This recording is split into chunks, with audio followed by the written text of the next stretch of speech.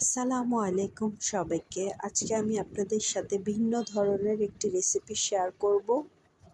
তো প্রথমেই কড়াই গরম করে নিব, তারপর রান্নার তেল দিয়ে নিব। তেলটা গরম হয়ে আসলে 2টা তেজপাতা দিয়ে দিব, তারপর কেটে রাখা পেঁয়াজ কুচি দিয়ে দিব। ভালোভাবে নেড়ে লাল হওয়া পর্যন্ত ভেজে নিব। তারপর 1 টেবিল চামচ আদা রসুন বাটা দিয়ে দিব। তারপর আধা চা চামচ হলুদ গুঁড়ো, 1 চা চামচ মরিচ গুঁড়ো, স্বাদ মতো লবণ দিয়ে ভালোভাবে নেড়ে কষিয়ে নেব। তারপর 4 টেবিল চামচের মতো নারিকেল বাটা দিয়ে দিব। ভালোভাবে কষানো হয়ে আসলে গোলসা মাছ দিয়ে দিব। মাছ দিয়ে আবারও একটু ভালোভাবে কষিয়ে নেব। এরপর কিছু কাঁচামরিচ দিয়ে দিব।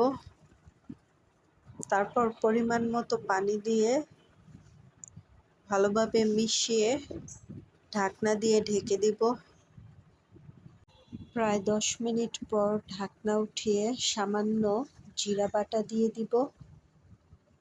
তারপর আরও 5 মিনিটের জন্য ঢেকে দিব। হয়ে আসলে একটি বাটিতে ঢেলে পরিবেশন করুন।